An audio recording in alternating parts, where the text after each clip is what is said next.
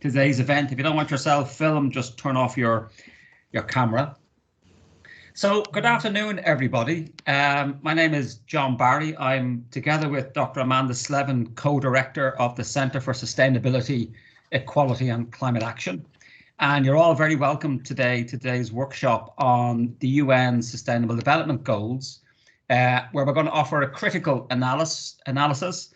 We have three speakers. You can see it in the agenda that we sent out. It'll be Dr. Amanda Slevin, then Dr. Soo-Min Koo and Professor Dermot Donovan, then a break, and then there'll be some small breakout rooms where we can go into more in-depth discussion. Now, the origins of this particular workshop, as I hope everybody's aware, the increase in public prominence and certainly institutional in universities and other organizations of the SDGs. I think it's an awful name. It sounds like a sexually transmitted disease, I think. But anyway, the SDGs are going to become an important part of, I think, the way in which a lot of higher education institutions are going to develop over the next decade. And for those of us at Queen's, I think it is pleasing to see that our current draft corporate strategy is very much in the direction of a 9-year plan. I keep saying 10 years, it's only 9 years to 2030, but it is really around how the SDGs will increasingly shape, research, teaching, engagement of universities and leadership. Where that's come from, I think, is not just from the UN process, which has developed the SDGs, almost like an update of the Millennium Development Goals from 20 years ago, but also the politics. And that's what I hope we get into today, some of the discussion, the politics, the ethics, and some of the tensions perhaps between the SDGs in terms of they may not all be, compatible with one another. Or how do we interpret? I mean, one way of looking at the SDGs are their mom and apple pie. I mean, who can be against, eradication of poverty? Who can be against, gender equality? Who can be against, decent work and economic growth? Well, I can, but that's a different story.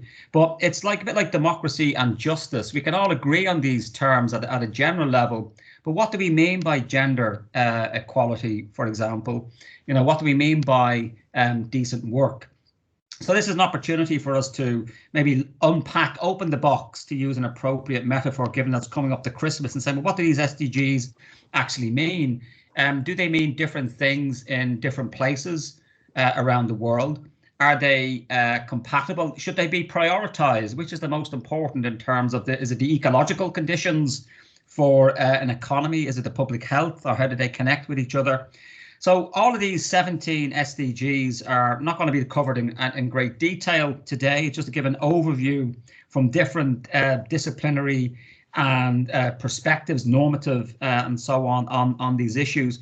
But it's really important because I think, certainly for those of us in higher education, this is increasingly going to become part of what our institutions are doing or should be doing. And so today I'm delighted to welcome, as I say, our three guest speakers, and I'll introduce them now in a moment. Could people also use the chat function if you want to ask a question, make a comment, or if you have a link to, a piece of work or an article? This is all about sharing information and ideas. So I'm going to pass over now to my colleague and co-director of the centre, Dr. Amanda Slevin. For those of you who don't know her, Amanda is a social scientist, an educator with a background in community development. Her policy research interests span a number of levels of analysis, including anthropogenic climate change, issues around climate action and climate praxis, decision making, particularly from a multi-level perspective, the importance, particularly for today, for those students amongst us, of the importance of pedagogy and how we can develop and inform pedagogy around the planetary emergency and climate action. And particularly, Amanda has a great passion and experience in how do we engage citizens, how do we engage communities and students. And what she's going to present today is part of a project that she's led on within the university here on pathways for sustainability. So over to you, Amanda. Thanks very much, John, and thanks for the great introduction. Everybody, delighted to see you all here today and to be able to engage in these really important conversations with you. As John has mentioned, today I'm going to briefly give you an overview on Pathways for Sustainability, a project I've co-developed with John and other colleagues, which focused on initially understanding how we can deliver new teaching and learning about sustainability and the SDGs in Queen's. But as you'll see from the brief presentation I'll give, our research uncovered critical insights that I think are really important for the university and other institutions as we turn towards a more thorough focus on the SDGs. So to give you a bit of context, there's a group of us that have been working together in various initiatives over the last couple of years. And last year, John, Colin McClure and Teresa, our colleague here, and Mohammed Yusuf Ali, we began looking at conducting research on what a programme on sustainability and SDGs would look like. And we were granted ethical approval from the School of History, Anthropology, Philosophy and Politics for a series of focus groups with Queen's staff and students, which we held over June and July. So we had 50 participants from all Queen's faculties and professional services, and students from undergraduate through to PhD level. So 23 students and 27 staff who participated to our focus groups, where we talked about content and ideas for teaching and learning around sustainability and the SDGs. But we also, as you'll hear, end up talking about much broader, more wider topics. And we want to discuss some of these, set the context for us with Sue and Diarmaid's inputs. So I think it was really interesting, our focus groups. Through the polls, we asked questions about how do people understand the SDGs and sustainability, what do you think the university's doing? And it was really clear from all our groups is that both staff and students felt it's very important for Queen's to have a stance on the SDGs, to do work around the SDGs. All staff agreed yes, Queen should have a stance on the SDGs, and the majority of students felt that it was important to do something about the SDGs. But while there was recognition that it's important that Queen's is seen to work on around the SDGs, there was limited awareness about what Queen's is actually doing. We could see only a quarter of students that participated in our focus groups felt that they were aware of what Queen's is doing in relation to sustainability of the SDGs more broadly. Slightly higher percentage of staff were aware, but there's quite concerning, I suppose, that the colleagues weren't familiar with what's happening across the university. And that was to get us a sense of understanding what's already happening, what the level of awareness are, to tease out key topics that we might look at when we're developing teaching and learning about the SDGs. It was really interesting, the differences between staff and student perspectives around teaching and learning on the SDGs. Within the student focus groups, there was a very strong, critical, multi-level awareness that teaching around the SDGs and sustainability should really prioritise a focus on climate breakdown and climate action, and that there would be very critical multi-level analysis focused on climate action, but also energy, certain questions of energy justice, energy poverty, the unsustainability of our current energy systems, and how do we enable a just transition. Our students are very concerned with multi-level issues ranging from the macro level of political economy, the embeddedness of these broad systems and the consequences of those in terms of inequalities and greenhouse gas emissions, but also in corporate focus on individual consumption. There's also a recognition that any teaching around sustainability and SDGs has to incorporate attention to human rights and justice. From our staff focus groups, we saw a focus on, need to have an awareness of climate crises, some awareness of how we teach about societal patterns of unsustainability, but I think there was more of a focus on individual actions, which is quite interesting. But how do we address something like global goals? That can't be done through recycling cups. So it's interesting to think about the different contexts and themes that our colleagues were raising during focus groups. But of course, through our staff focus groups too, we saw attention to needs to green the curriculum and enhance visibility of sustainability and the SDGs across the university. I think it was really important, which came from our focus groups, and this is why we really wanted to open with today with attention to our research, is to show that staff and students were very clear that we cannot just have focus on one-off courses about the SDGs, that if we want to take the SDGs seriously, there has to be a coherent, embedded approach to the SDGs at all levels of the university. One key theme that came from our focus groups which, as you know, focus groups can evolve into related topics, and that's part of the value of them, about how they elicit fruitful, rich discussions. And we could see through our focus groups that while they were originally tasked with understanding potential content and methodologies for teaching about sustainability, that they evolved into themes like Queen's culture, leadership and practice. How do we embed sustainability across all domains of the university? We can see in our first student focus group that one student really emphasised the role of the university within the region and how it needs to reflect the needs of society. So for Queen's to be an agent of change, to commit fully to the Sustainable Development Goals.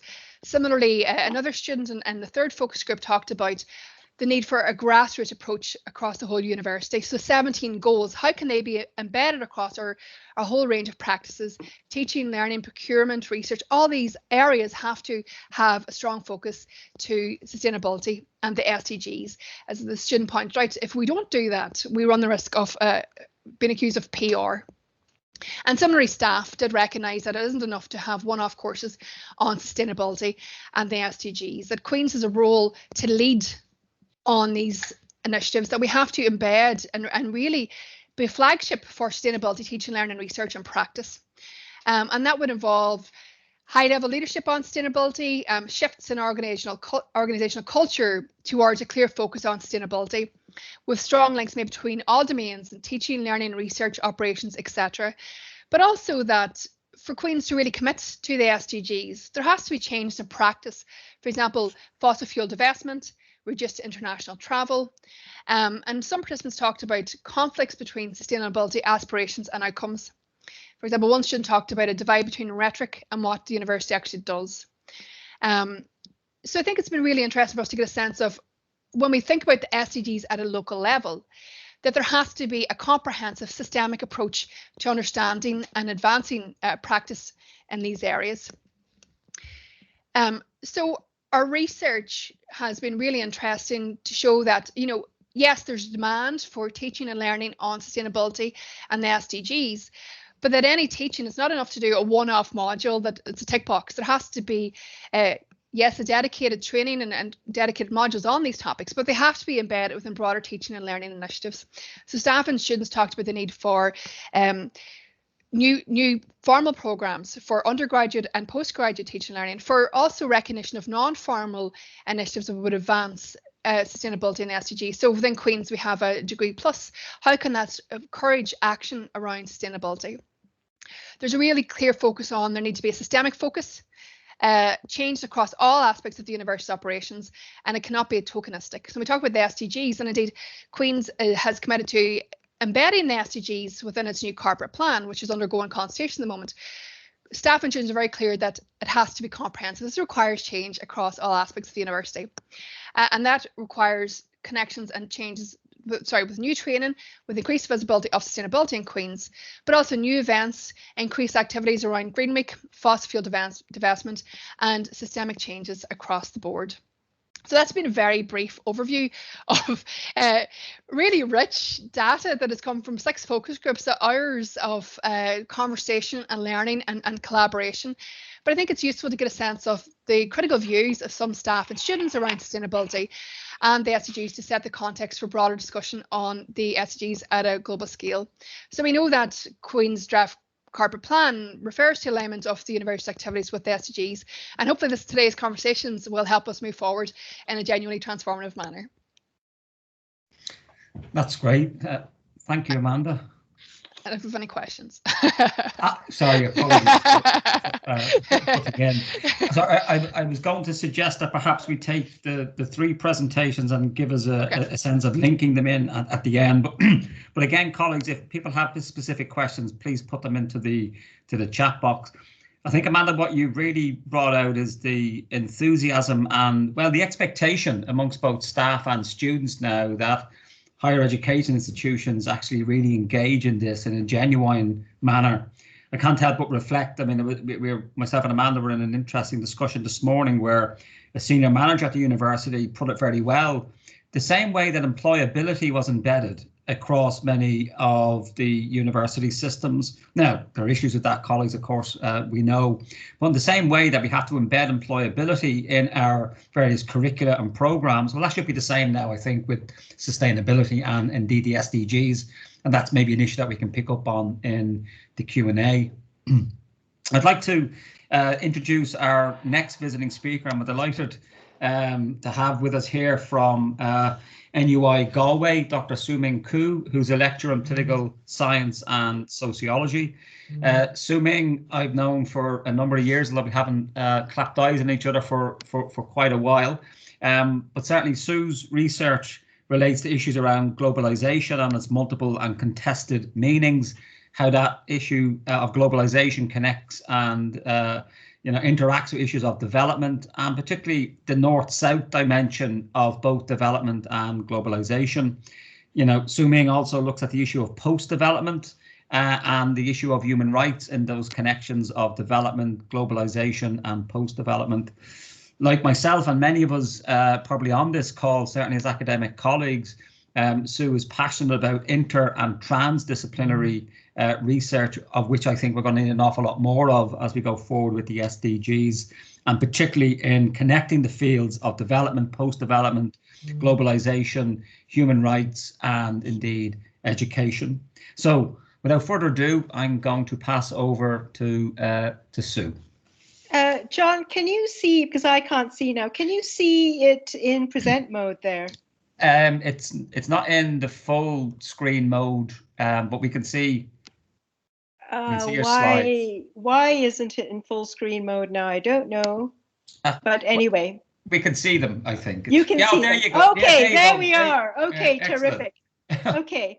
So I was asked to comment on SDGs in higher education and to offer a critical analysis. So what I want to do in this very short amount of time that I have is to start really in this kind of circular way, and to start with not by assuming that we ourselves in higher education are in a sustainable situation.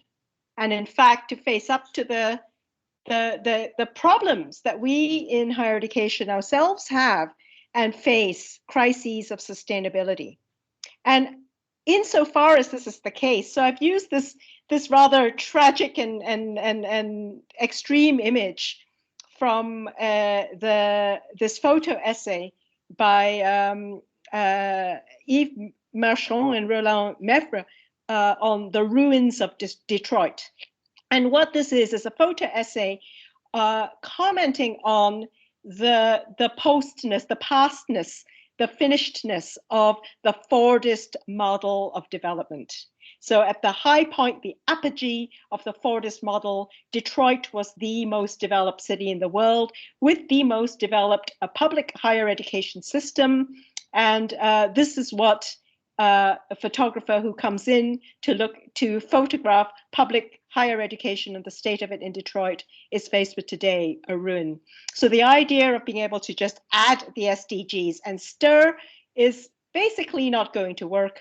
And if we want to think about what sustainable development goals are and sustainability and what is to be sustained, I want to introduce the possibility of sustaining a critical and ethical higher education and imagining a transformable and transformative higher education. To examine some of the critical cracks, the openings where the light comes in, and to think about the light that comes in relation to the idea of goals for higher education. And with these goals in mind, these openings of higher education in mind, the idea of this dual repair and return. I love this word repair, and I'm working a little bit, writing a bit around this duality of coming back again and returning and mending, and the different possibilities for reimagining development as a more sustainable possibility. So where has this all come from? I just want to acknowledge that I've been involved in a number of different collaborative circles, including the African Critical University Studies Circle, in which Dina Beluigi and Satish Kumar and Tony Gallagher at Queen's have all been very instrumental, as well as the Critical Higher Education Studies Network that's convened in Nelson Mandela University in Port Elizabeth in South Africa. I want to acknowledge a generously funded project from the Irish Research Council and Irish Aid funded Coalesce project, which is looking at quality and equity in higher education. The Open Education Community, Critical Internationalization Studies Community, both global communities, and a new project, a European cost project on decolonizing development research, teaching, and practice. So the question that we're asking in these collaborative circles, I don't have a huge amount of time, so I'm taking from the African Critical University Studies Network this idea of Rabulo, this idea that we're just in a circle, sharing the discussion, each of us just taking a few minutes to share our perspectives and open space for others. So the space I want to open is around this critical question: are these Sustainable Development Goals, these SDGs, simulating change, but really struggling to imagine change that's really different? And what else could we imagine, or how else could we imagine higher education? And I'm centering some of these conversations around reimagining quality in a purposeful way for higher education, and bringing into the idea of quality, not just that there should be higher education about the Sustainable Development Goals, but that there should be sustainable development through higher education. Some of this work that Amanda has just quickly overviewed for you at Queen's, that's not just modules about SDGs, but sustainable development through higher education, and also the broader question and deeper question of a higher education that's for sustainable transformation, sustainable development. So against this background, then, challenging and denaturalizing a global imaginary of higher education that is leading higher education into an extremely sad and ruined state. This is described by the sociologist George Fritzer as a globalization that is the globalization of nothing, that turns our valued somethings into templates, boxes to be ticked, things that look the same everywhere that we go. And against this, then, push back against this to generate awareness about our subject matter, about the ways we go about teaching and learning, our pedagogies, and not just the formal curriculum, but also the informal and hidden curriculum, which leads to different types of awareness, love and concern for different kinds of subject matter, ways of going about teaching and learning in a broader sense. So in this, I want to focus and go around and round on this theme of repair as a journey of return, in specifically a return of the repressed, a return of the unsatisfied demands for justice and to remedy injustice and reparation. And to think about the social pillar of sustainability. We often have this argument in sustainable development between economic growth and planetary conservation, between the environmental pillar and the economic pillar, and somehow the Cinderella pillar of social sustainability gets left out and doesn't get to go to the ball, as it were, in this kind of like quarrel between the ugly sisters of, economic growth versus resource conservation. So what is in this Cinderella pillar? What can we think about? And to me, the Cinderella pillar is a pillar of sustainable development, which is about social sustainability, and why this is really central, because a transformative higher education is a higher education that needs a social vision of what is the social, the society, the social striving, that is the collective attainment that is to be striven for under this term of development, and to put some ideas into that space about public higher education, making it come out of the shadows and out of the ruins, to rethink public higher education for the common good with new concepts which center around equity and health, which combines the environmental and the human interests in planetary health and health for all, and to put these at the center. So this really aligns with rights-based approaches to higher education and to quality education, that education should not just be about sustainable development, but that we should be looking at higher education as a means through which people enjoy and participate in the and benefit from sustainable development. And then, how would we think of a higher education that's going to be for sustainable development? Because in these days, it doesn't make sense to kind of split up. John opened up the conversation today by saying, well, should we be focusing on some goals and not others? And this argument or quarrel between these two groups of goals around economic growth versus around environmental conservation and health. But today in the Anthropocene, it's impossible to draw a clear line between what we would call human civilization and natural systems. Yeah, and indeed, this is in a way a repair, a journey back to our past, because this was indeed the observation that was there when the first United Nations Conference on the Human Environment was convened in 1972. And I think it brings us back to a journey of return to planetary health, looking at these two main groups of goals that are somehow, they're put forward, but they're also buried in the SDG agenda of equality and equity. Yeah, equity being taking into account different needs so that access to important goods is equitable.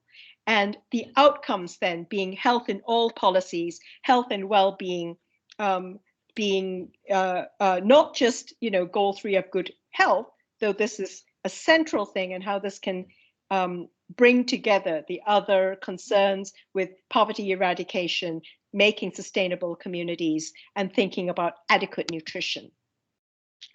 So just to move then to the elements of social sustainability, and why I think that it's a very broad pillar, the social sustainability pillar, but it's really one of the least well-defined, and how equality is really at the center. By equality, you see, I put equality rather than equity, because actually I think equality is about removal of oppression and removal of inequalities, and that which makes it impossible or difficult to participate equally, to learn equally, to be taught equally, and to have forms of social cohesion that are a good fit with equality, and not forms of social cohesion that are basically forms of environmental racism and social exclusion. So I see I just have 6 minutes, which should be enough, I hope, to just think a little bit about opening the space, the critical cracks, and the opportunity to recenter our higher education towards social justice. And some of the work that's been done in the open education for social justice communities, which see education as the tool that will kind of bring social justice to the fore. And connected education then is not just technologically connecting them, but also drawing attention to what is missing. In sociology, I love the work of Gurminder Bambra's Connected Sociologies, and I'm also involved at the moment in her Connected Sociologies curriculum project. And this is a project to bring open access on the web, engagements with difference that make a difference to what was originally thought. So when you think about equality, and the purpose of equality, as Elizabeth Anderson says, is to remove oppression. That's the difference that we want to make to what was originally thought.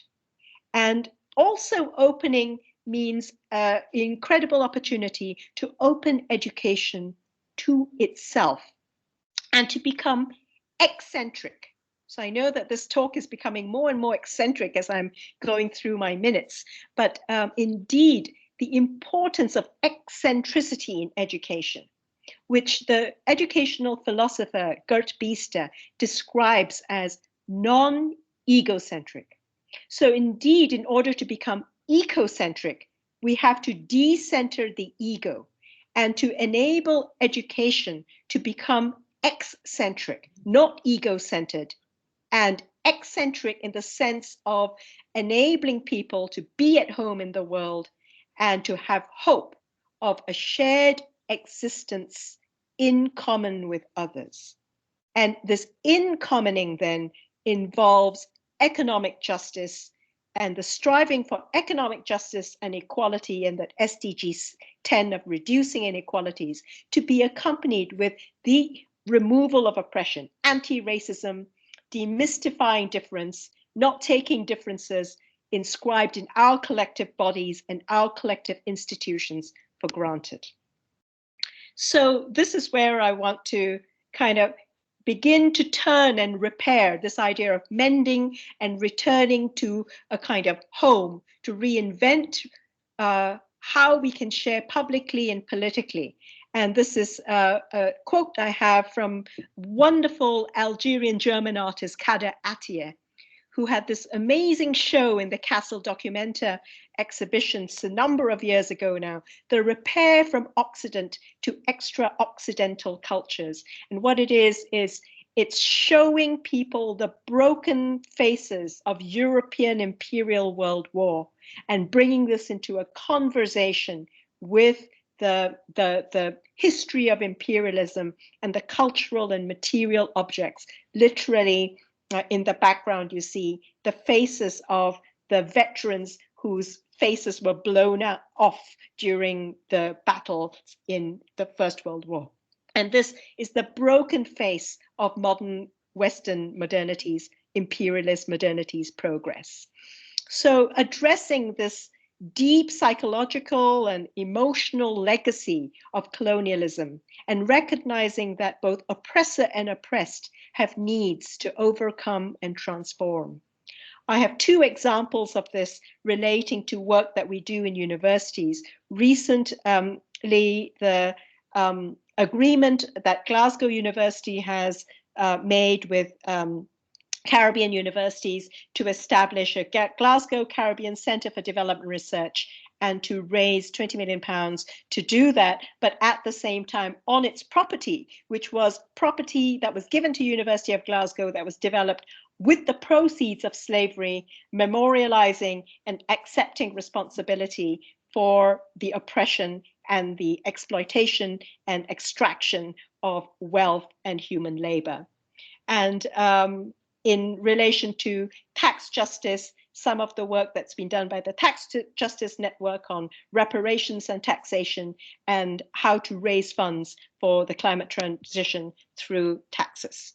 So just to end then, I see I have a minute, to think about alternatives for higher education and situate these alternatives in alternative thinking about the gift economy, because what we do in higher education is not straightforwardly a commodity economy. So on the right there, I have a small graphic I got off the net just today from the BBC on who has funded COVID vaccines. So what is this vaccine?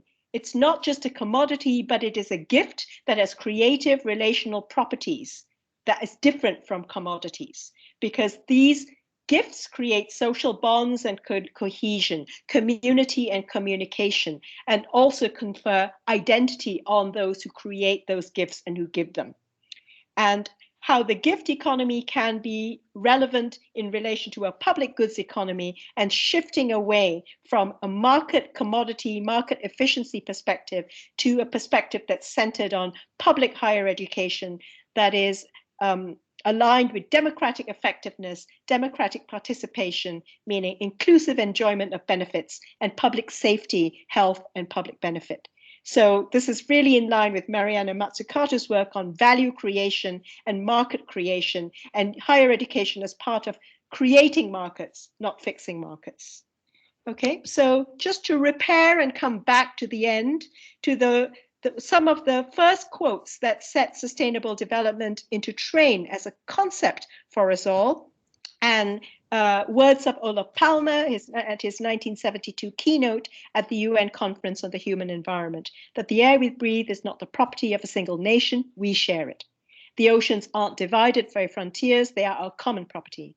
In this field of human environment or social sustainability, there's no individual future, not for humans or for nations. It's a common future. We must share this future and shape it together. So that's where I want to end. Thanks, Emilian. Now, how do I stop sharing? That's brilliant. Thank you very much, Sue. I love the stress on decolonization, decommodification. I'm wholesomely in support of eccentricity. I think we have far too little of that, certainly at higher education. But I think the important point you make about the significance of connecting justice and injustice to sustainability and unsustainability. So I certainly take on board the point you make about using the concept of equality as a calling out to currently existing inequalities, as opposed to using the concept of equity. And the last point I'd make is, I think you're quite right in terms of calling out the social dimension as the Cinderella element, often in that kind of tripartite view of sustainable development. And I would certainly add to it, I think culture, I think, is an under-recognized and acknowledged element of sustainability. So thank you so much for that. And I love the idea that, given we're coming up to Christmas, that you talked about gifts, which is always very, very useful and welcome. So thank you. And hold on to any questions you have for Sue until we've heard from our last speaker, which is my colleague, Professor Dermot O'Donovan, whose research interests include global health, the education and health work training, health equity, inclusion, and rather coalescing with Sue's interest in the importance of human rights. Dermot also has an interest in substance misuse, reproductive and child health, and he's an honorary consultant in public health medicine with the Public Health Agency. But particularly, as he will talk about today, Dermot has a lot of experience both in Galway and also now here at Queen's on the connections between the SDGs and public health. So over to you, Dermot.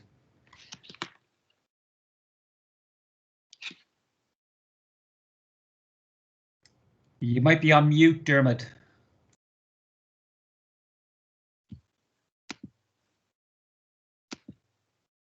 You're right. Was I sharing? Yeah, your screen was shared there. Yeah, where's it gone now? Give me a minute. I thought I was all systems go there.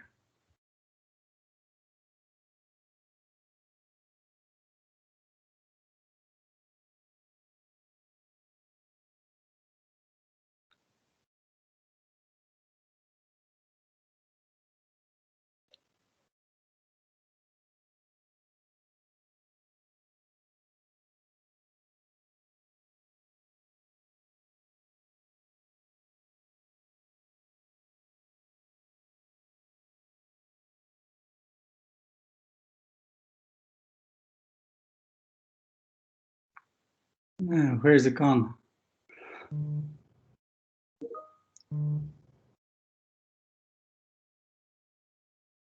There we go. Sorry about that. You'd think we'd be used to this by now, wouldn't you? No problem at all, Dermot. And it looks different in different ways of putting it and everything. Okay, well, thanks very much. Thanks for asking me. I'm going to talk about public health in the broader sense, and I'm going to be touching up some of the same things that Sue Ming mentioned, and I'll end up talking about COVID in this wider context as well. So I'm presuming most people here know about the SDGs and what they are. And I hope that people realize that health is linked into all of them, and that there's an element of health in all of them, that good health and well-being links into everything from poverty to food, to literacy, to equity, to water, to infrastructure, to energy, to climate and peace and justice, and all the other things that were mentioned.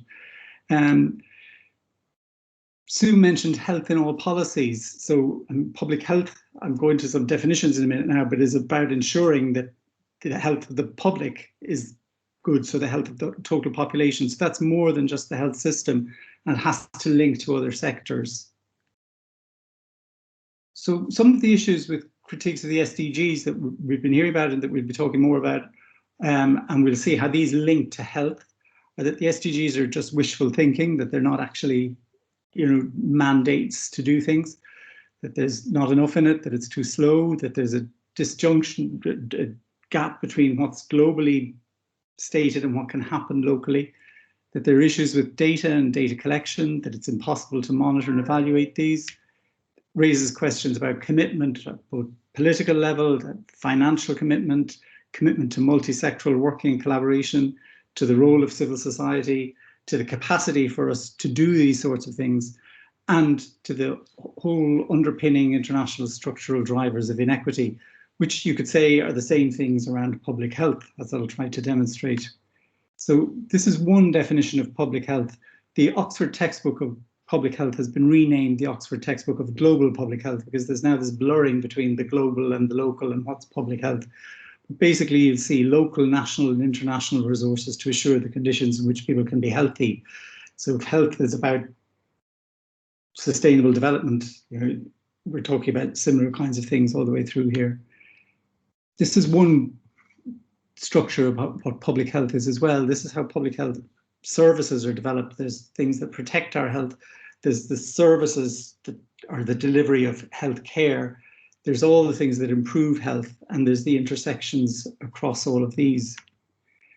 The WHO described public health operations.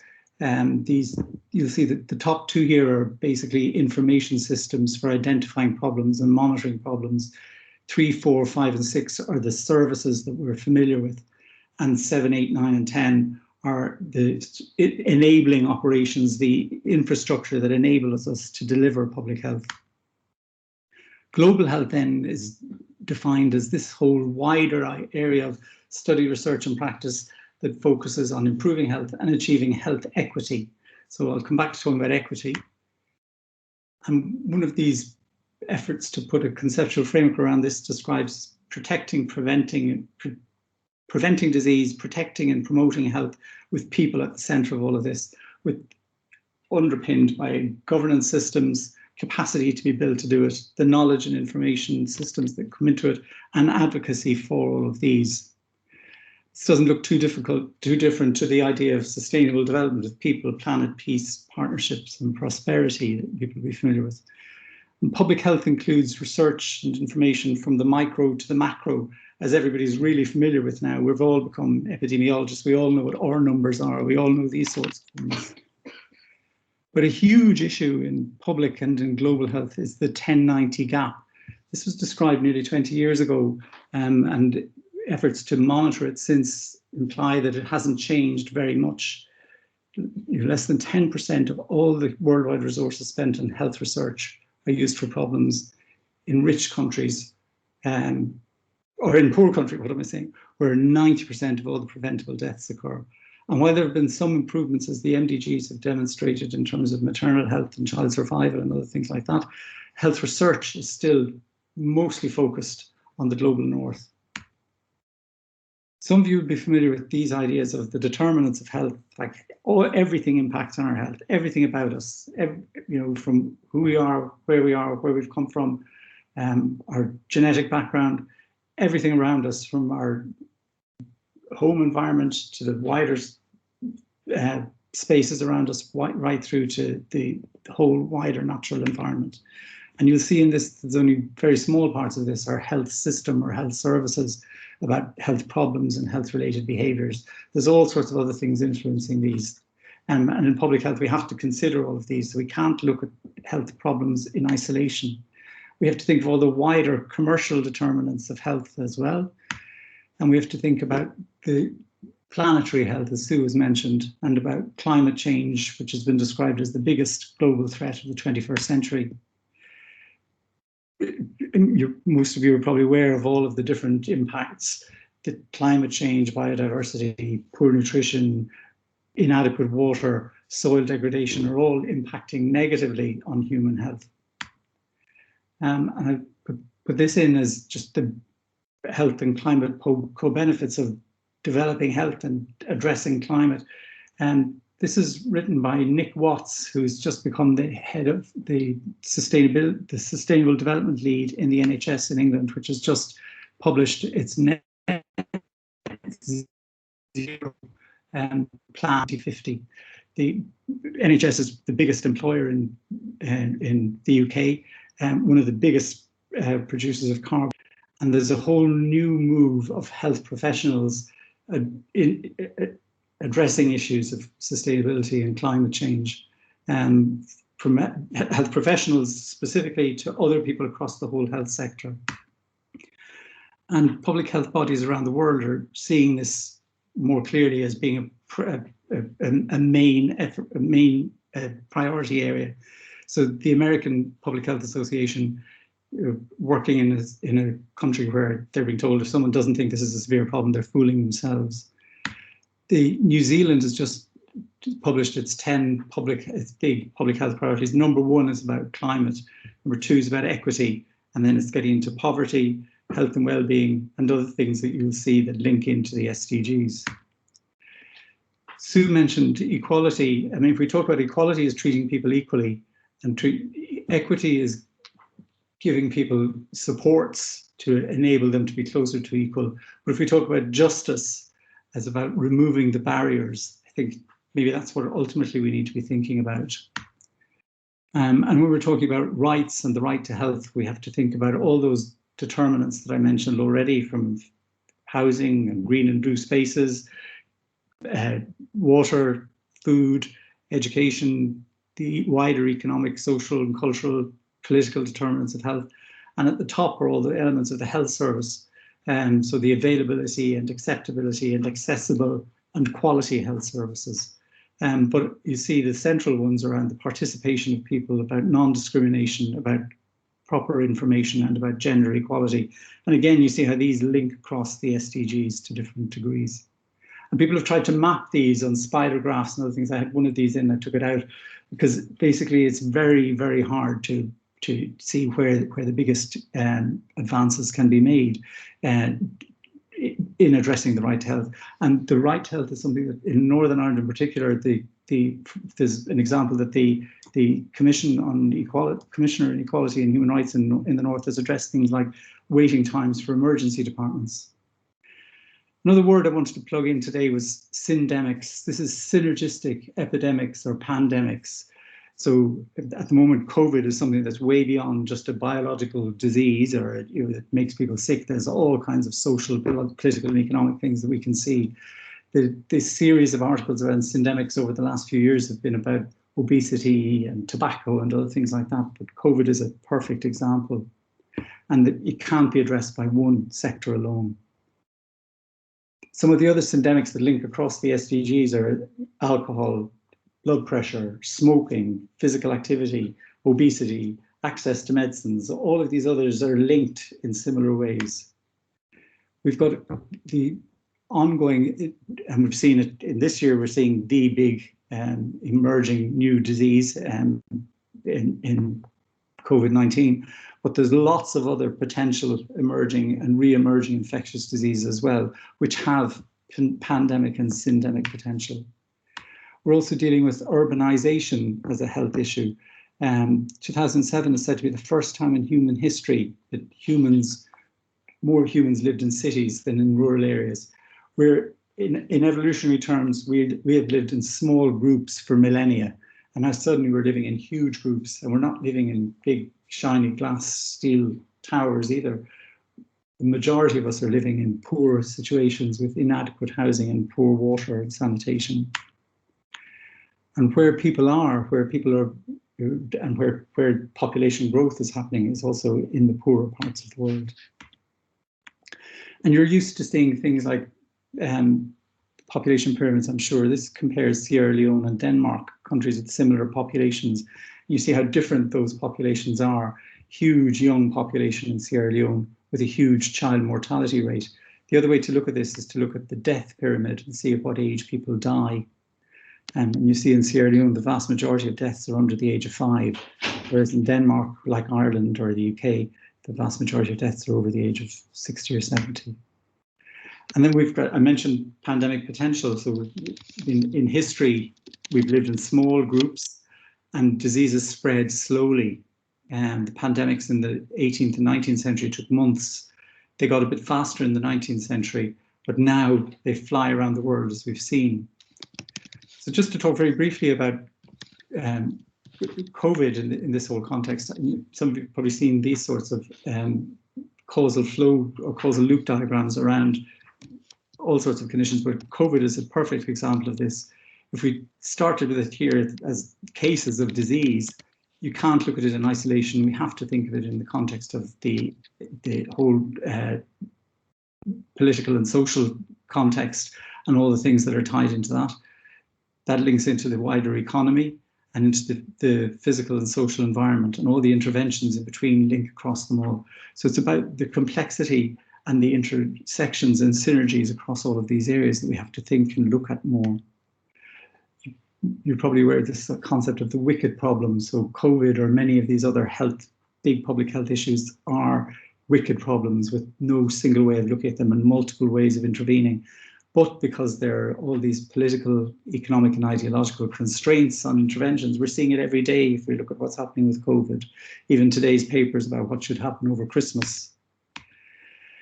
And then in the responses to what should be happening around the responses from COVID-19, you're seeing manifestos for health. There are links between healthy people, healthy planet, justice and equity in the context of COVID.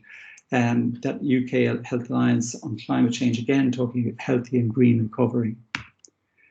So we're just trying to demonstrate, again, the links right across the SDGs, but the difficulties in getting these to join up. And in terms of the leaving no one behind, the WHO response on global health security talks about preparing for the future and the resilience for the future being about whole of society and in joined up approaches, and not doing what we've been doing for generations about panicking, dealing with it and then forgetting. But this is an opportunity to do things differently. I'll stop there. That's wonderful. Thank you very much to Dermot, to Sue and to Amanda. I'd like to spend the next, if people are okay, we're a little bit over time, but then nothing good ever starts on time. Revolutions, children's being born, or indeed good ideas. So we're going to go for the next 10, 15 minutes, and there are one or two questions in the chat box I'm going to pick up on. But if there's anyone who'd like to add a question, please use the raised hand function and I'll come to you. I have a question here from my colleague Satish Kumar, and Satish is asking about recalibrating the SDGs in the wake of COVID-19. How can we avoid sleepwalking towards assured failure? So perhaps if I could come to Sue and then give Amanda and Dermot an opportunity to respond to this. So Sue, would you like to make some comment on the back of Satish's question? To recalibrate the SDGs? Yes, in the wake of COVID-19. Well, I mean, obviously it is a very good, it's a very good opportunity. And I would say, the simplest way of recalibrating it, I think, is to put SDG 10, in everything. So, I mean, it's a kind of competition between SDG and SDG 10 as the kind of principle, and maybe SDG 3 and this idea of health in all policies as the measure of outcomes. Mm-hmm. So that would be, to me, that would make sense. Mm-hmm. So the formal aspect of it is about reducing inequalities, and the substantive aspect would be enjoying better health and well-being for everyone. That's great. Thank you, Sue. Amanda. Thanks, John. Thanks, Satish. Great question. And yeah, further to Sue's point, I think we're hearing a lot about, in response to COVID, the need to continue and ramp up economic growth to recover from the associated recession that we're seeing with COVID. And I think, as Sue has highlighted, yes, we need to keep attention to our focus on reducing inequalities, but we also need to question that idea that we should have infinite growth. What about the consequences of that ecologically and socially?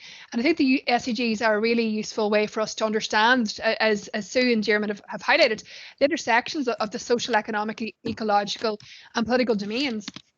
So I think when we look at the relevance and importance of the SDGs post-COVID, the necessity of us to consider that we can't have infinite growth.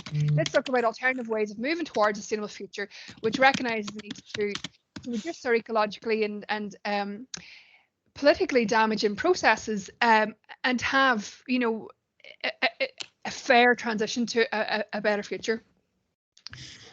That's great, thank you. Because to let everybody know who's not reading the chat, Sue has to head off to teach. So listen, Sue, thank you so much for your time, and I wish you all the best for a restful Christmas. Thanks a million. Right. Thanks. Cheers. All right, take care. Bye-bye.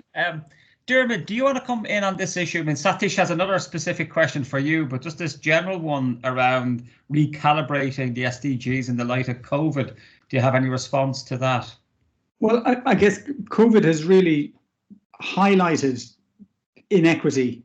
It's shown inequalities in every country in ways that we haven't been so starkly clear to us maybe before. Well, maybe to some of us, but so I think there's probably a new awareness and potentially political commitment to doing something around these. And just Michael Marmot, who wrote the Marmot report and who wrote the author of the Commission on Social Determinants of Health, has an article in The Guardian today about exactly this and about addressing it. And just looking at it here, he had published, he did the Marmot review on health in Britain in England and Wales 10 years ago, and in February this year published the follow-up to that, which showed that life expectancy in Britain was stalling. Things weren't as great as we might have thought, and that now we're likely to see a decline, and that really there can't be a going back. Now, how you get the politics to shift in that kind of way is going to be the big challenge. Locally put Brexit and everything on top of it as well. Are we going to see a bigger recession and more problems? I mean, the questioner asks about children in school and getting under. I mean, in other parts of the world, I mean, it's hugely damaging. We don't know the impact on preventing newborn deaths and maternal deaths, because people haven't been able to use services in many countries. We're going to see increase in some of those. We're seeing that already in some places. So, I mean, the challenge is to shift things, and it is an opportunity that it won't come again. Satish, do you want to come back in on this? You're on mute, Satish. Thank you. Thank you to both Diarmuid and Sue as well, and for Amanda. I mean, these are one of the big challenges we are facing, that there's a huge backlog now. The economic growth has completely gone into the negative. So you need resources to kickstart anything after a huge pandemic. And if you decouple from the economy, you have an issue of sustainability or maintaining sustainability. So it's a conundrum in the sense that while, as Sue said, to repair, we need something to repair from, and we need something as a basis to repair. So it is a challenge. It's not an easy answer, but there are opportunities. And I think we need to be mindful about the fact that we may be heading in, as I said, sleeplessly walking into a crevice without realizing what the pitfalls are. That's great. Thank you, Satish. And can I say that's impressive wallpaper behind you? I have two other questions. Bridget Murphy, if you don't mind, I'll ask it on your behalf, because you said your connectivity isn't great. And it's to Amanda and Diarmuid.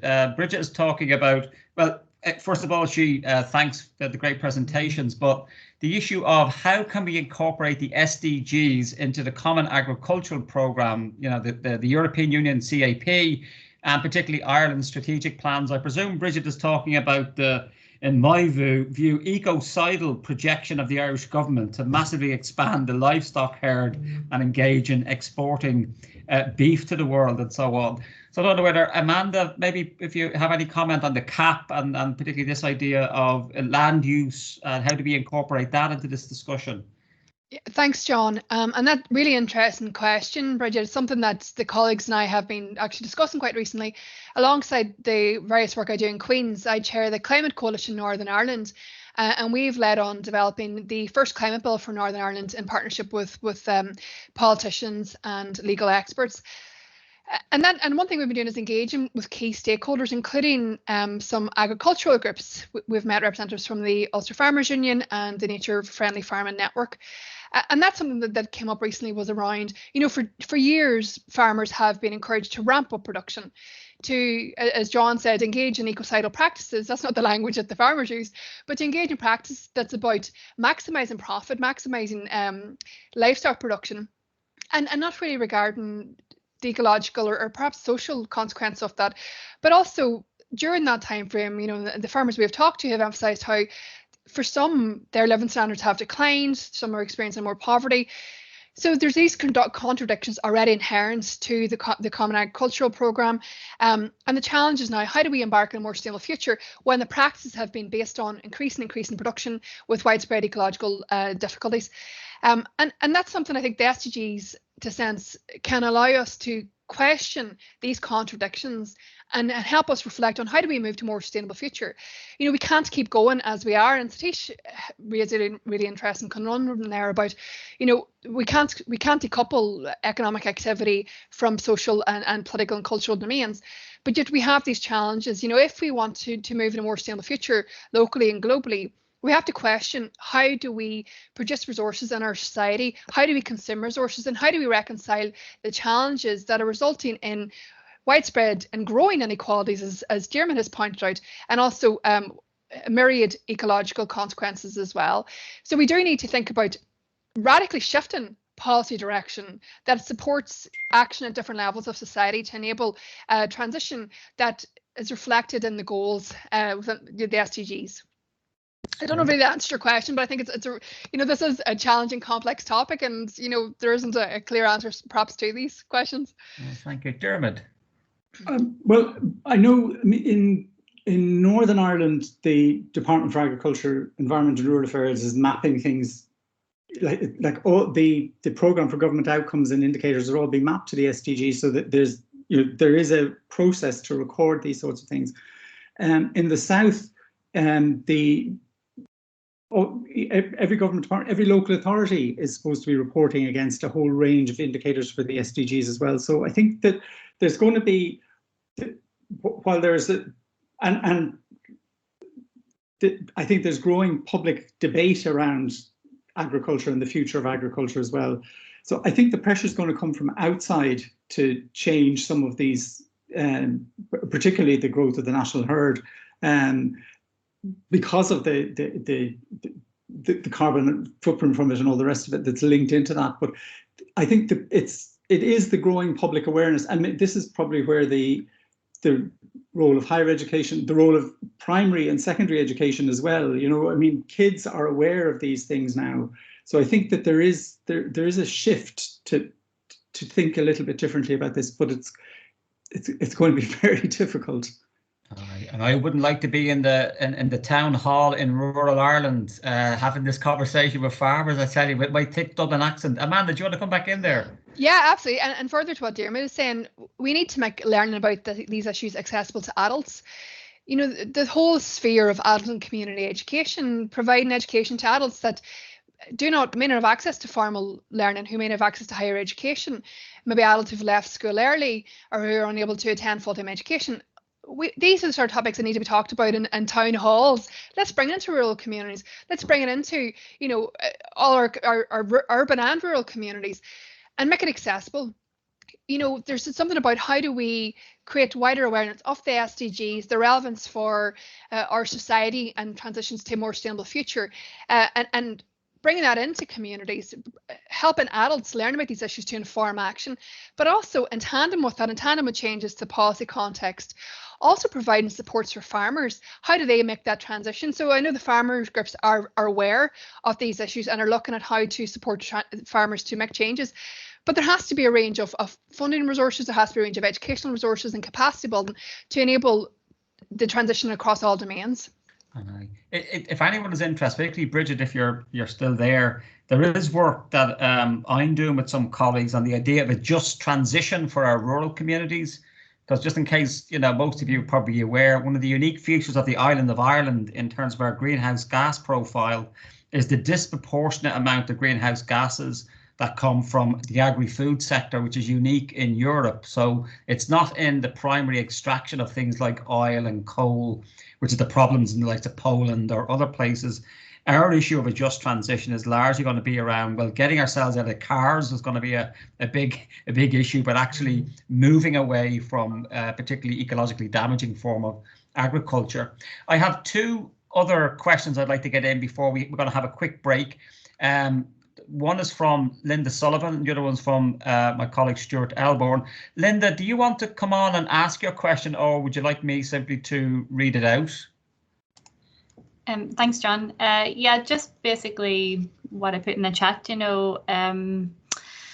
terms of economic growth and the presence of that in the goals. So any work on the goals, really, like knowing, as we know, that the model of economic growth has brought us to where we are now in terms of the climate and ecological emergency. So any work or analysis of the SDGs, in my opinion, needs to strongly reject that goal and acknowledge the contradiction that it undermines all the other goals. I'll give that easy question to Dermot.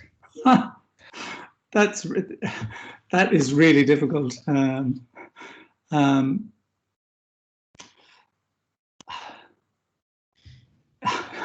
I'm stuck. I think that's a John question, isn't it? So, well, I have loads of things to say about this, but we'll have a separate seminar on that. But Amanda, do you have any response to Linda's question? Yeah, absolutely. Really, really important question, Linda. And I suppose, if we again look at the global scale, a lot of the economic growth and its consequences in climate breakdown, a lot of our emissions have been generated by the global south. There's also these challenges here when we talk about economic growth. What economies are growing? Countries in the global south which are least responsible for the emissions driving climate breakdown, do they not deserve a chance to evolve in a sustainable way that's about improving basic standards of living and ensuring that people aren't living in poverty?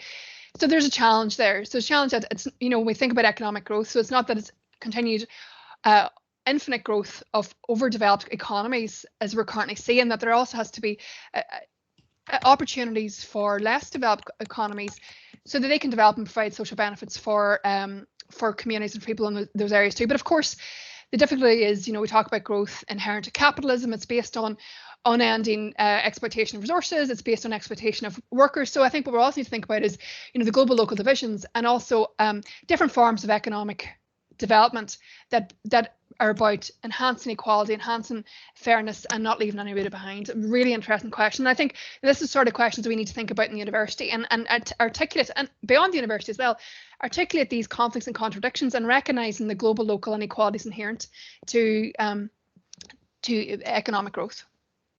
Well, if people are interested in this, we could actually have a seminar just on it. But Dermot, do you want to come back in there? No, I'm just saying, that Lancet Commission on Climate does talk about the burden of, climate-related disease and death is much greatest in the countries that produce the least, it's the poorest places. And surely those places can't be penalised, if we're talking about justice. Yeah. No, absolutely. And last but no means least, Stuart, do you want to come on and ask that question you've put into the chat box, and then after we've had a response, we can then have a quick break. So, Stuart. Thanks, John, and thanks everyone for the great talks. And I guess what I'm thinking somewhat relates to the last question from Linda, which is we all dream of transformation, but the pedestrian reality is that we do things incrementally. However, the last 9 months have been transformative, not in a good way, but we've seen things done that maybe wouldn't or couldn't have been done in the past.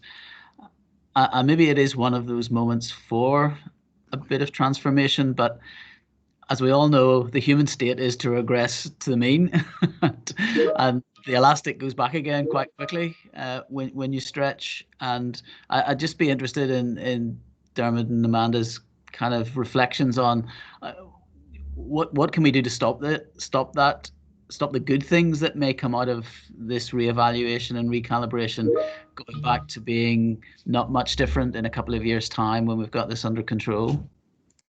Yeah, I don't know whether Dermot maybe. Well, I guess that going back to what I said earlier about, there's a new public awareness of the gross inequalities that there are both locally and globally out of this, that hopefully will shift public opinion a little bit. But the other side of that is that people are so desperate to get back to consuming, or as we're seeing, just wanting to go shopping, that there's going to be some kind of that you talk about the elastic, it's going to bounce to and fro a few times, I suspect. But I think that personally, I just think that if we're able to articulate rights-based approaches better across the board, and we really meant it, and this is something that really strikes me moving to Northern Ireland. People talk about rights in ways that I've never heard before anywhere else. So I mean, it's there to build on, and it's. But I mean, I suppose there are so many different things you're working against. What you're saying about we're going back to the mean, but I think there's just a really huge need for a lot of advocacy, and for, as Amanda's saying, getting people on board, and maybe it has to go beyond traditional education as well. Mm-hmm. Thanks, Dermot.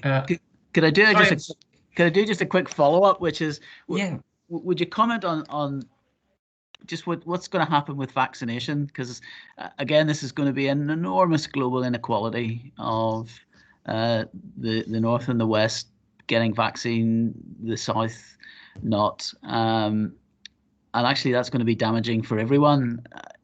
And yet I hear very little, apart from sort of warm words of we'll make the vaccine available from the pharmaceutical companies, which they don't have a great track record of doing to low and middle income countries. Well, that's true, but there is the COVAX deal. I mean, there is that it is going to be available. How it's going to get to places is going to be very problematic. And until there are vaccines that don't need to be in fridges, that's going to be an enormous problem. I mean, I've been on the board of the European Vaccine Initiative for a few years, which was on developing vaccines for diseases of poverty. So it is incredible to see the effort and the concentration, and how brilliant it is that a vaccine can be produced in a relatively short time. Whereas we haven't a vaccine for, now it's a different kind of disease and there's all sorts of other things in the mix as well, but we don't have vaccines for a lot of other conditions that affect poor people mostly. But I mean, there is a global commitment, and I mean, it's the power of philanthropy as well. I mean, whatever you say about Gates, I mean, the Gates Foundation is going to help get it to people.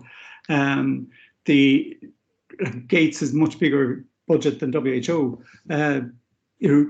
So I mean, it will, as it's produced, it will get out there. It's in everyone's interest. It's because of the global interest, or the common interest, that it will get everywhere, because if there are pockets of it anywhere, it'll be back. So I think it's possibly the bigger issue is going to be, in this part of the world, is going to be the vaccine hesitancy and vaccine refusal and that kind of thing. Aye. But just before I let Amanda in, I mean, Dana is putting in some really important points in the comments about the complicity of higher education in an unjust, distribution, uneven distribution of the vaccine. It's something that we need to take cognizance of in terms of, our involvement of either speaking out about it. Yes, a vaccine is great. It's there. It can deliver human benefit, but it's only some humans that are going to benefit from it, and what's our role in that? So I do think that's a really important point, Dina, that we might want to come back to. But I'm going to leave the last comment to Amanda. We're gloriously over time, colleagues, but I'm sure it's grand. It's coming up. We're all feeling a little bit demob happy, baby. But Amanda. Thanks very much. Really interesting questions. And I think, another role for us in the university is recognizing the distrust of science and some of the challenge that we have around uptake of vaccines, and more broadly, climate science and understandings of ecological and social injustice inherent to our economic and political activities. So we have a role also to recognise and to use our research to help inform and shape public discourse and break down the barriers to uptake of an acceptance of public knowledge. We know and have known for a long time there's distrust in certain areas of science, there's distrust in politics. Survey after survey is highlighting that. So we have responsibility as academics and as practitioners to challenge that, and to also look at how we can co-create knowledge. How do we bring people along in these discussions and work with people to bring about change? And that's the only way we're going to have sustainability, is if everybody's part of the solutions. That's great. Thank you, Amanda. Colleagues, I'm going to ask for your permission to make an executive decision. I think there's been a really good conversation we've had here. I hate to break it up. We were supposed to break into smaller groups, but can I suggest we take a 10-minute break and come back at 3:30, and then we can continue this conversation before I invite my colleague Stuart Elborn to give a closing address, and then we can finish it off. But I think we can come back again. This is an issue that is going to have to involve a lot more discussions. I think we've only started it today, and I think it's an indication that we created a program that couldn't contain where the conversation has gone, and I think that's absolutely fine. So don't log off, stay on, but knock off your video, go take a break and so on, and come back at 3:30, please, and we'll continue the conversation. All right, we see you then.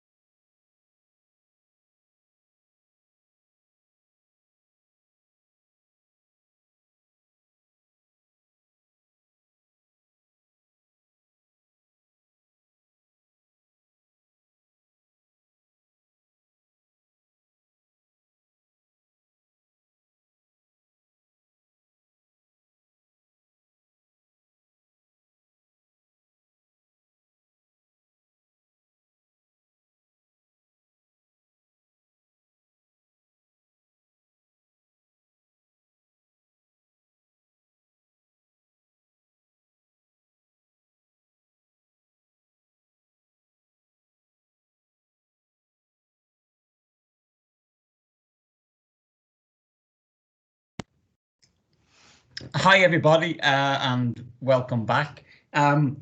Stuart, are you okay to speak in maybe 10 minutes time? Because we're going to end at 4.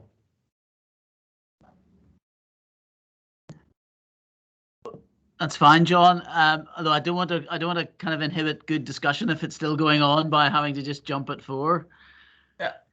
No, I think we're we all realise. I think we just scratched the surface of what Yes. we're talking about today, and we can continue with future workshops. So what I'd like to do now, colleagues, is again to invite questions based on the discussion so far. To either to Dermot or Amanda that we haven't already picked up on, and then I'm going to invite Stuart to make some overarching comments, and then we can wrap it up. I mean, there's an interesting issue here. Maybe I could pick it up from Lorraine Tansey. You've probably seen it there, Dermot, in the chat box about, I suppose on one level, from a pragmatic point of view, getting the vaccine is getting the vaccine, regardless if it's from a philanthropist or from the state and so on. But I just wonder, do you have any questions or ethical qualms or any other issues around the reliance on philanthropy, or are you just pragmatic in terms of we should just accept whatever infrastructure is there to deliver that the vaccine and so on to meet people's needs? You're on mute, Dermot.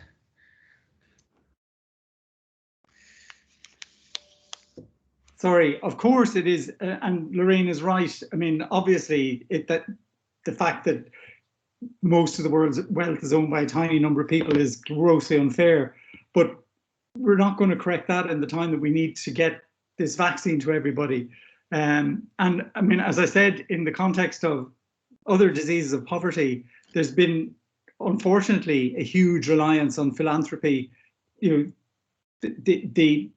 And I talked about the 1090 gap in terms of research for health research for disease of poverty, or where poor people are. I mean, there's that gross inequity there anyway for generations. But I mean, the fact is that the Gates Foundation has more money than WHO, has more capacity, and will be an enabler. It's the main funder of Gavi, the Global Alliance on Vaccines and Immunization. So it just, practically, that's how it's going to happen. I don't know whether, Amanda, you have any comments on this philanthropic issue? And Stuart, you might have some comments as well. Yeah, it's a real challenge, and it's quite stark. When Jeremy tells us things like the Gates Foundation having more money than the World Health Organization. And I think, again, it reiterates how the SDGs can show us possibilities for an alternative way of living and being. Okay, without being overly optimistic, what does a world look like where we're not dependent on a very small minority of extremely wealthy people to respond to crises that nation states, or that communities, or nation states particularly, should be able to address? So again, it reiterates the faults that lie within our global political economic system, and how that we need pathways to a more sustainable, more equitable future. So that, not kind of a vague response, but I just think it's a really stark reminder of all that is wrong with our political economic system. No, it's a really interesting question. And Stuart, I don't know, do you have any comments on this?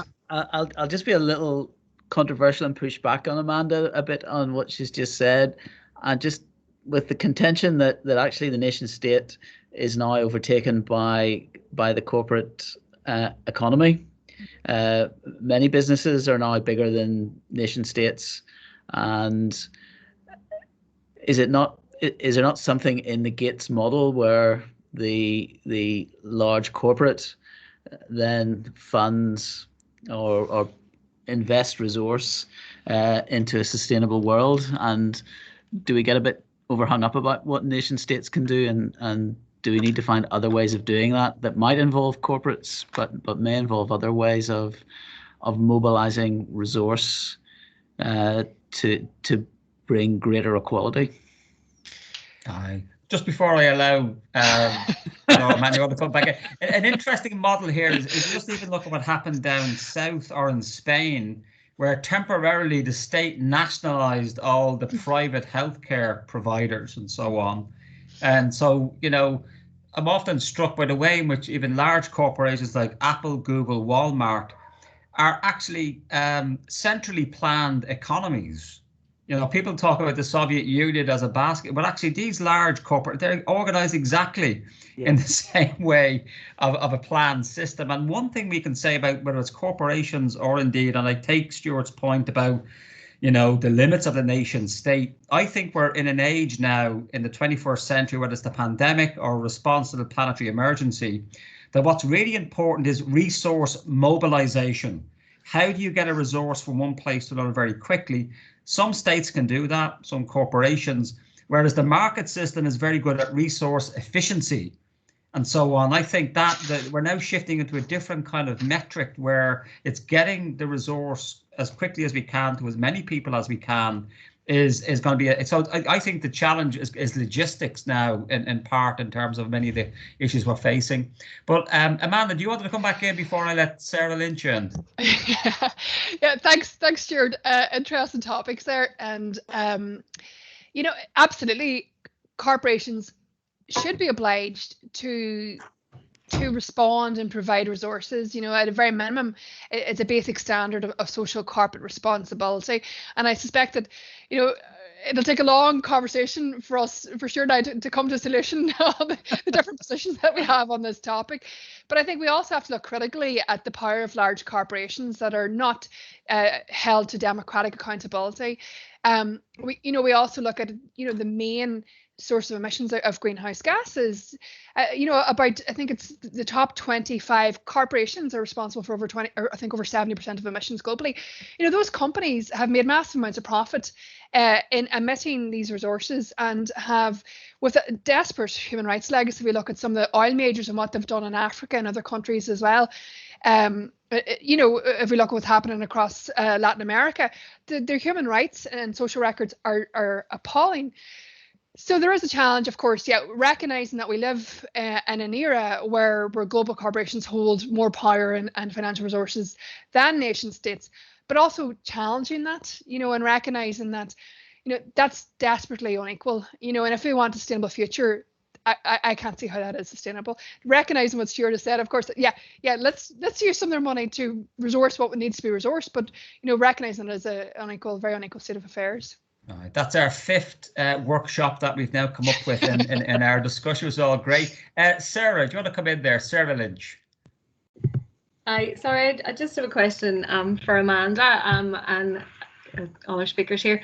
You know, your question, your focus groups with staff and with students all showed real great enthusiasm for the SDGs and the university delivering on them, and everybody I'd say in this group has great enthusiasm for the SDGs and why they're important. But how do we bring along, you know, everybody else, you know, on this discussion? How do we engage with our local communities on this in a way that's meaningful and helps them understand why they should care about it when their priority is paying the electric bill, putting food on the table, getting uniforms sorted for their kids, you know, sorting out Santa? How do we communicate and discuss that and help them engage with it in a meaningful way? And the same with our wider staff and students. So focus group output was brilliant and really positive and was really good, but it was it showed one view. How do we capture the people who didn't engage, and how can we engage with those? And on the public health elements as well, Jeremy, you know, how do we kind of frame the discussion in a way that kind of gets other people bought into it? Yeah. Okay. Thanks, Sarah. Brilliant questions and really important questions. You know, I think commonality between both how we engage with members of the public and how do we engage with specific groups in our university is that we have to make these conversations and associated learning initiatives accessible at the lowest level. Sarah and I have collaborated on several green projects within Queen's, funded by Queen's Green Fund, and one initiative was a project we did last year called Creating Our Vision for a Greener Future, which was involving students, involving community groups, where we brought together accessible workshops on sustainability and climate action into communities. And it wasn't about having experts talking at communities. It was about creating grip work activities, creating space, using arts, crafts and drama and other mechanisms to get people to think about these issues, to then work together to interrogate what the implications of these problems are and think about actions that people can undertake themselves. So that's one way that we can do, make these more accessible, is that recognizing if we want to support societal transformation, we have to put resources into creating new methods of engaging with adults, engaging with communities, and going out into these spaces to create new learning and public active, public engagement activities. And within Queen's too, several of us here in this call are working together looking at how we can develop a range of teaching, learning, formal and non-formal learning around sustainability and SDGs for staff and students. And that was how Pathways for Sustainability emerged. And again, we have to create space for these conversations. So that's around, recognizing that there has to be formal spaces in our curricula. There has to be modules on this. There has to be non-formal opportunities for people to explore issues and undertake action. There has to be space for staff to engage with these. How do we encourage staff members to embed the SDGs in their research, teaching and learning? That involves WAM allocations, that involves action and leadership by our university executive board, by heads of schools, across the levels. There has to be a whole suite of activities, but I think it has to be tailored to these specific groups. One size fits all approaches don't work. We need to be creative. We need to put resourcing into new initiatives, and we have to ensure that we bring everybody with us as far as we can and use a suite of activities and approaches to do that. That's great. Thank you, Amanda. Dermot? You're on mute, Dermot. Sorry. Just around public engagement more widely around public health, but may overlap with the SDGs and should, is that there's a whole PPI movement in Northern Ireland, and it's actually a legislative requirement for health and social care organisations in the north for personal and public involvement in the planning and design of health services. And while a lot of it may be focused on expert patient groups around a condition or about the design of things, it's growing, and so it's service users, carers, the general public are required to be involved in decisions around health. And if health becomes the SDGs, I mean, it's a continuum. I think there are challenges. There are big challenges with it, but there are ways of doing this, and this is way more developed in Northern Ireland than it is in many other places. So that's another area for advocacy and to harness and ways to get to talk to people. That's great, Dermot. Listen, colleagues, can I just ask you to all thank virtually Amanda and Dermot, and in her absence, Sue, for a rich set of presentations and discussion. I'd like to invite my colleague, Professor Stuart Elborn, who's the Faculty Pro-Vice Chancellor for the School of Medicine, Dentistry and Biomedical Sciences, to offer us some concluding reflections and maybe to give us our 6th, 7th and 8th workshop that we can do in the spring. So over to you, Stuart. John, thank you very much, and thanks everyone for joining this. And I've really enjoyed participating. I've particularly enjoyed being on a Teams call with Dermot and not talk about COVID particularly, because that seems to be dominating all our lives. But what we've talked about today and the future of the human race, the future of the planet, is even more important. And as we emerge from the next 12 months, I think this will become, as it should be, the focus of not just government responsibilities, but the whole of society needs to really grapple with the issues that are embedded in the SDGs. In the university, we've been really trying to come to terms with what we as a higher education institution should be doing in this respect. And there's been, I think, a very helpful and progressive discussion that has happened over the last number of years, but has come a bit to the head in the last 12 months with a number of strategic principles being agreed now around our commitment to the SDGs in all aspects of what we do as a higher education institution. And this is reflected in discussions around the overall strategy. It's being focused on and written into the research strategy. It's front and center in our education strategy. And some of the points I think that Amanda made at the beginning around the importance of really integrating this across all levels, making this part of our DNA. I did a meeting this morning with some of the heads of schools, and we were discussing strategy. And one of the conclusions we came to was it's really important that we as a higher education institution, as a university, decide what's really is important for us. What's our heart and soul in this? And I think for us as a higher education organisation, I think that is to be one of the building blocks of society, and our responsibility in that is to educate the next generation to understand these issues. I hope the next generation look back at these sorts of meetings and say, gosh, those old fogies didn't really know what they were talking about.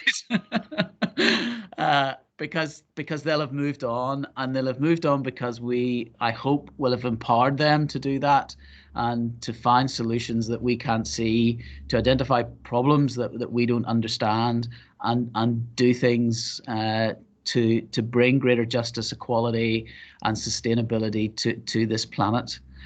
So that I think that's our mission in many ways, and we do that through our education, we do it through our research, and we do it through our leadership. And a number of people who have contributed today are leaders in this field, and it's important that you have a strong voice back into Queen's, into Northern Ireland, with all of the important stakeholders that we need to work with as a university, but also into the wider world. I think there are many things that we do especially well in Northern Ireland that we don't recognise. I think, for example, Queen's and what we've done with EDI, initially driven by the Athena Swan, I think is really pretty progressive.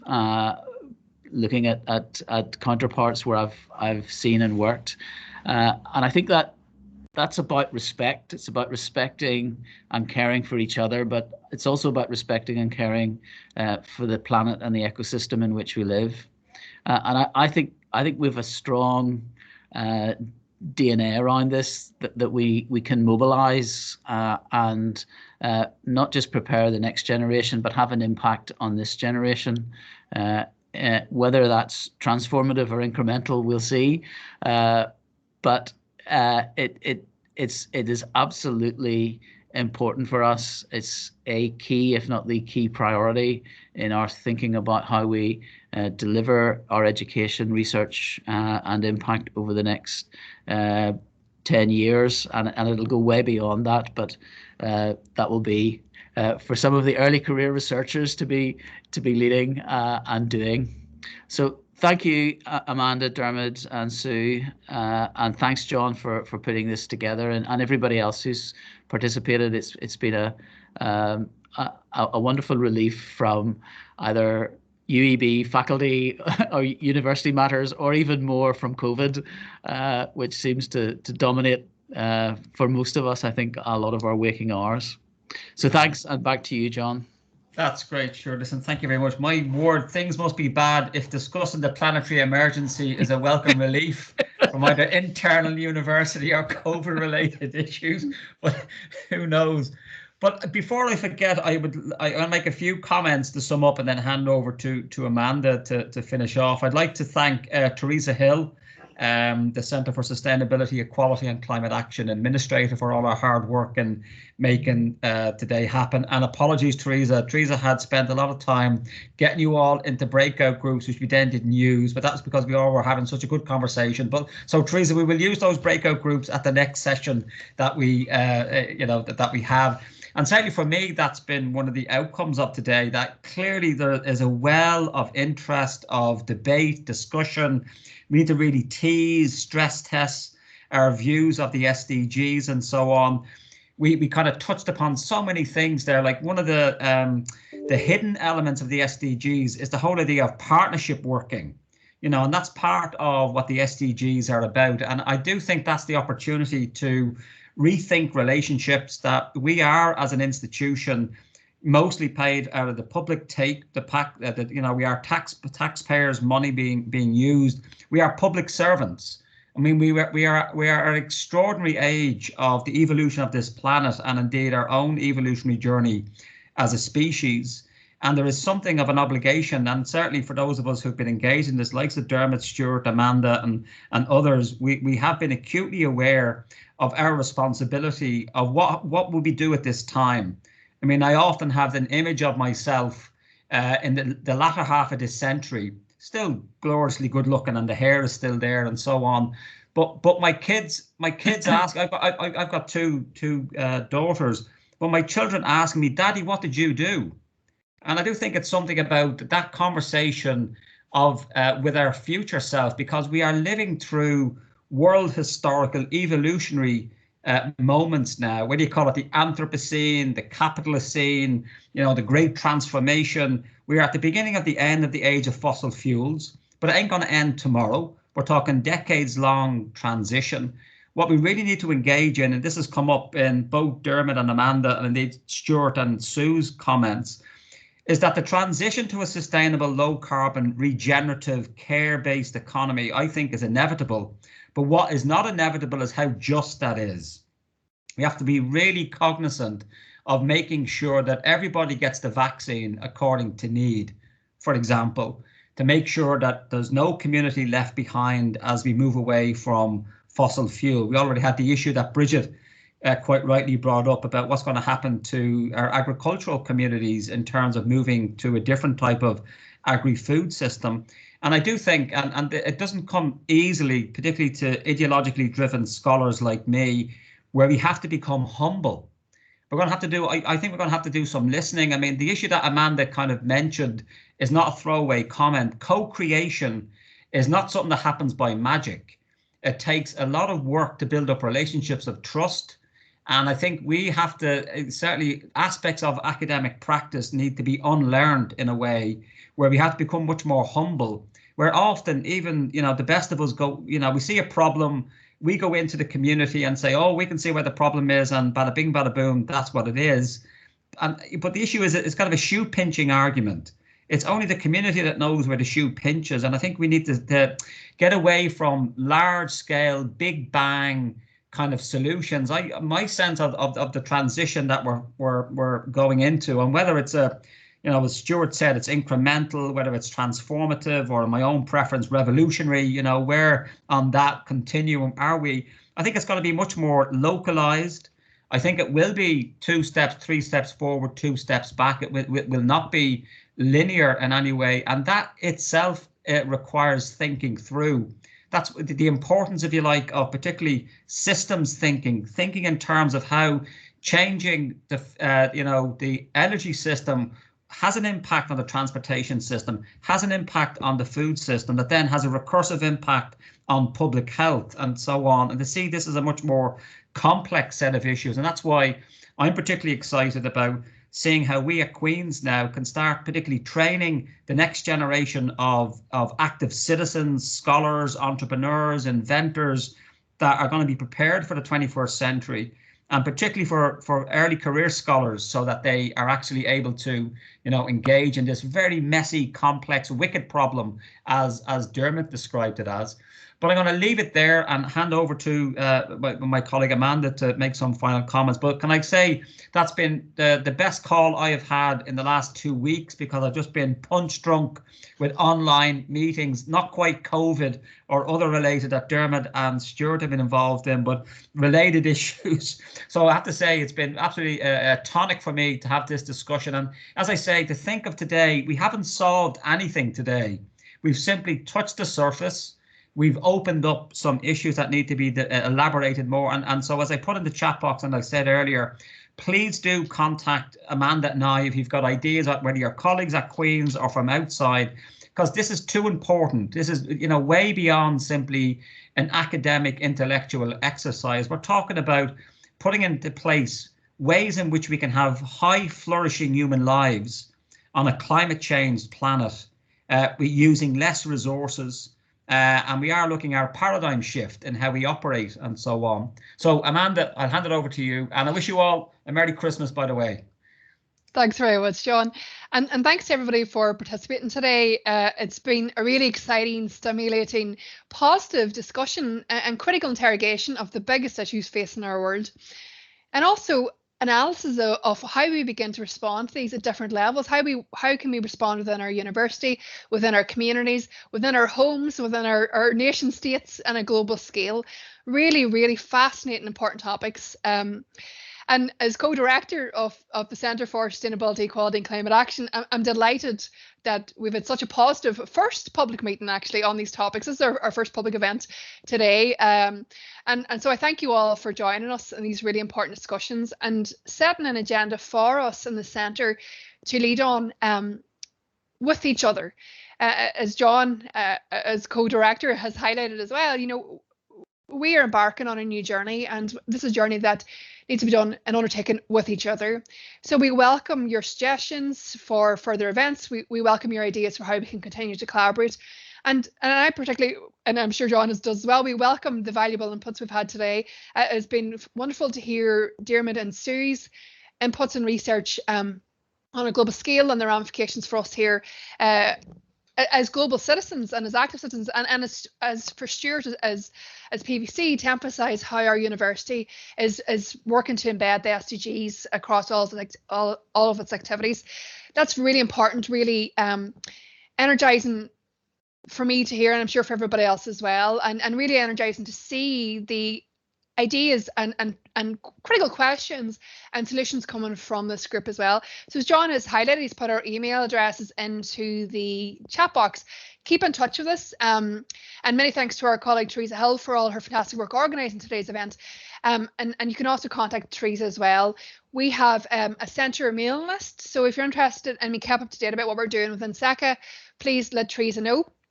If you have suggestions for events, like ideas, projects, whatever, get in touch about that too. And if you'd like to become a member of the Centre, you can contact John and I to discuss that. But again, thank you so much to everybody. Thank you to our speakers. Thank you to John for hosting today's event. Thank you, Teresa, for all our work. And thank you to all for your participation. Really, really great start to our engagement around these issues as our Centre. And I really, John, thanks. Hope you all have a great Christmas and look forward to meeting you all in the new year for taking action on these topics. All right. Take care, everybody. Thank you. Don't forget, wash your hands and socially distance from neoliberalism.